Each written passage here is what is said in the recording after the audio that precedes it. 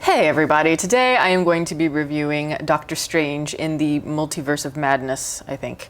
And this is directed by Sam Raimi. I will say just right off the bat that, I'm not necessarily the targeted demographic for this film. I don't know a lot about Doctor Strange. I rarely see Marvel movies unless there's something about it that I find to be maybe intriguing. Like, as an example, Logan. I thought that was a really cool concept and I really liked that film. But I think at this point, maybe it's because I'm old, but I just struggle to connect with any of it anymore. And I think a lot of that has to do with the fact that there's a lot of information. There's just a lot of characters and there's a lot of universes and timelines and fragmented stories, and they're all just kind of overlapping over one another without a lot of cohesion or merit. There's just too many Easter eggs, too many winks at the audience, too much like additional knowledge that I feel like you need to have in order to really fully understand the world, to truly be invested in the emotion and the storylines and all of that. I did see the original Doctor Strange a few years ago, which, is kind of surprising, I guess, but I was dragged to it. It was an impromptu thing, and I didn't review it because it just didn't leave much of an impression on me, and you'd think that it would be a movie that would be kind of up my alley because I am kind of like the psychedelic person, at least that's how I'm known a lot of the time.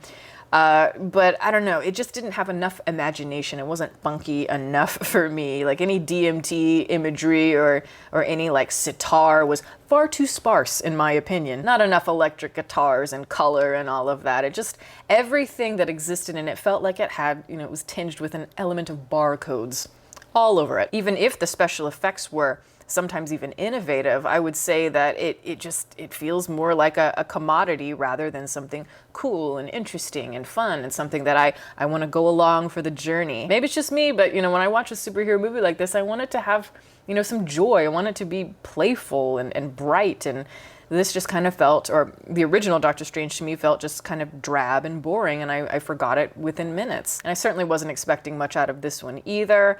Any interest that I had, any hope that I might have had, a glimmer of hope, was that it was directed by Sam Raimi this time. Sam Raimi of B-horror movie fame, and he's known for that spark and that humor, and he's also known for making Spider-Man back a long, long time ago. And yeah, he wasn't the first person to make a superhero movie, but that particular film did touch a nerve with people, and it definitely escalated, towards a major trend of superhero movies being the thing. It did grow into a Frankenstein monster, but that just happens, unfortunately. But when I look at Spider-Man, it does have a major flair to it and a joy about it, as I said. And obviously the movie systems and all that were way, way different back then. It wasn't just a cash grab. Sure, cash is a big part of it for sure, but I think Raimi really wanted to make a movie that he was passionate about, and he wanted to make a movie that people really, really enjoyed. And it has such a great kind of light, pulpy, cartoonish flair to it. And I think it hits all the notes. It's not my favorite movie of his, but it's fun, it's emotional, it's campy, it's exhilarating. It has, I think, all the things that you want, and it makes you feel things, which unfortunately that's rare in movies these days, these kinds of movies. No, it's not brilliant storytelling, but it's good storytelling. I prefer, Spider-Man 2 as an example, but really, I think his franchise is something to admire. And so we come full circle with Sam Raimi, and he finds himself again in the superhero world many years later, and of course he's familiar with this turf, but again, it's a very different world than it used to be. And I did have a major fear that the Marvel conglomerate vortex, whatever it is, might suck a lot of that originality and that independent spirit out of him that I enjoy. And unfortunately, my speculations were correct, at least for myself. I don't know, there weren't a lot of fun elements to this movie. As I'm watching it, I could feel all the different contracts that Sam Raimi had to sign, all the fine print, that he had to go through, basically telling him, like, don't indulge too much in these very important Marvel properties. Don't ruffle the feathers. Very, very important, of course. Which, of course, is counterintuitive to the whole psychedelic idea, but, whatever. But I did see, again, shades of the Sam Raimi that I know and love, even if they were just little hints of it. I could catch a whiff of it at least. But unfortunately, it's just not enough. There's just not really much of a good movie here. It's more the movie is kind of stringing together a lot of things that already exist, which, I'm not really a big fan of that. There's not a lot to attach yourself to emotionally, at least for me. And climactically, there's not a lot going on there either. It's very clunky, it's full of test allies and enemies galore, and they're accumulating and accumulating from other movies and other existing franchises that I don't really know about or particularly care about. And I don't know, it feels like just kind of a really depressing example of what happens when you have a really interesting creative idea, like, or a fable that touches a nerve in some way, and it becomes too coveted as a property. And suddenly there's this status, this bubble that is built around it, and we become kind of beholden to it as this property. And I don't know, all of that just kind of rubs me the wrong way. I feel like it creates a very rigid place where there's not a lot of room for interpretation or excitement or trying new things, trying unexpected things. And it is sad because, as I said, Doctor Strange is just, to me, it's like a playground. I think it's a perfect place to really play around with visuals and special effects and just, again, just take a little joyride. But a lot of big movies these days, and, in particular, a lot of Marvel movies these days, they feel like they don't begin as stories. They don't begin, as an idea in someone's head. It's like, I have a story I want to tell, something really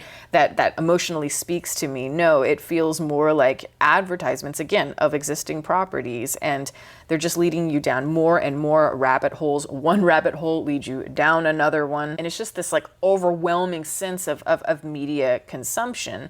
More movies, more TV shows that you can stream on Disney Plus, more merchandise. It just never ends. You start with a movie, then you do maybe a crossover. One movie comes in with another movie in some form. Then we have a movie with multiple crossovers, and then there are just so many crossovers that the film itself and its skeletal frame, its core, kind of ceases to exist, barely. The artistry just isn't really remaining intact, and these are just, again, splintered fragments of entertainment, too big for one person to devour. But it's money, and you seize that opportunity, certainly, and our technology makes it possible for that commodity idea to reign supreme, and it's just not about the art, not about the story anymore. And I know I sound like a broken record. I'm very aware that I say the same things, I think, over and over about these types of movies, but, it's still my complaint. And sure, you don't necessarily need to know about all these other franchises in order for the main story to make sense. Me, somebody that's not necessarily familiar with a lot of this stuff, I could certainly follow the main storyline. But still, with all of this stuff, naturally, exposition has to kind of accompany all of it, and that kind of halts the tension. And a character is not necessarily born out of creativity or a reason for them to be there in an honest way. It's more just, again, wedge random characters in for a marketing plug. And it just weighs the whole experience down for me. I don't think that this movie is horrible by any means. It's not particularly good. It's a symbol for a type of filmmaking that I don't particularly like. That said, it has moments of emotion, I will say, and it has moments that aren't necessarily too overstepped to where I could kind of enjoy it. As an example, I really liked Elizabeth Olsen in this film. She's much more interesting than anybody else in the movie or anything in the movie. Why? Because I think she's really trying here. I think she's really treating this character as a serious character. And her character is a complicated one that I'm not really sure that I understand fully, but the emotion really pierces through all of that, and you can connect to it, I think, no matter who you are. She brings out the tragedy of a lonely and very sad woman from the very beginning. And the whole time, you feel her motivations for what she's doing, you feel her loneliness. And more importantly, I think you feel her pain. At least I felt her pain. And quite frankly, I was more invested in her particular story than anybody else's, even though, yes, she is the villain. Technically, she is the antagonist. But I found myself rooting for her to be happy much more than I was rooting for, say, Doctor Strange to be happy. And I'm not saying her story is great or anything. I just think, I think they got a very good actress for the part. And again, she's more interesting than any of the other characters. She's definitely more interested than the love story between Benedict Cumberbatch and Rachel McAdams. She's more interesting than the kid being the symbol of hope as well. All that stuff is just very paint by the numbers. We've seen all of these things echo in all kinds of different allegories in much better ways over time. But the Raimi-isms, when they do exist, made me almost smile. Maybe not quite, but almost smile. Some really beautiful images. I really like the part where they're like going through all the different universes at once. That was very cool. I like the idea of like the two worlds converging, like reality and the other universe. And I don't know, it has this very kind of abstract quality to it that is reminiscent of the imagery in Inception, but I prefer this personally. And I enjoyed stuff like, I guess it's like the dead demons or souls or whatever, and they're all being kind of like whirled and spun into this really cool cape. Actually, my favorite part, I think, or one of my favorite parts, is when Strange is fighting himself and it's in another universe, just go with it. But they use like the music notes that are on the page, and they like manifest it into this like metaphysical thing. And suddenly they're like fighting each other, but using the notes on the page as weapons. And I don't know, again, very creative, very cool. And I know the image probably sounds very weird, but again, it's one of those things you just kind of got to go with it. It makes sense when you're watching it. But it's like in the moment, I'm thinking like, yes, this is what I want. I want more of this type of thing. I want guys in capes with, you know, weird hair and evil laughs and like warped psychedelic music and visuals. And then you have like two guys that are literally trying to kill each other with music, as if it's like the Sorcerer's Apprentice in Fantasia. Unfortunately, though, this section goes for about 15 seconds. Ugh. I feel like my whole experience watching this movie was very like, oh, no, not that interesting. Oh, maybe this will be, no, unfortunate. The human element is almost fully lost. And that is what I loved Sam Raimi for, was the human element. So isn't that ironic? When I reviewed Space Jam 2, I don't remember when this was, it might have been like 2020 or something, but I spoke about how that film to me represented kind of the apocalyptic landscape of the mainstream media, entertainment and all of that in certain ways. And when I saw like that stampede of different marketed properties like coming towards us on the screen, it turned my blood cold, and I'm not even kidding. It's just one of those things where you realize that we're too advanced. we're too advanced. We've left humans behind, and we've left the human element behind in a lot of ways. All we have now are things we recognized and all the hype we've built around it. And then that gets built into some other reflection, and that reflection becomes another reflection. It's just reflection upon reflection upon reflection of the real thing. With each reflection, we get further away from the original, and we have less and less to sink our teeth into. And it just feels sad to me. Maybe I'm just a real cynic, but I don't know. I see it all as very sad. It's like a lot of these big movies nowadays, it's like they're self-referential, I think, to the point of like existential crisis. So, you know, what can I say? This movie is not really for me, and I think you know if this is the kind of movie for you.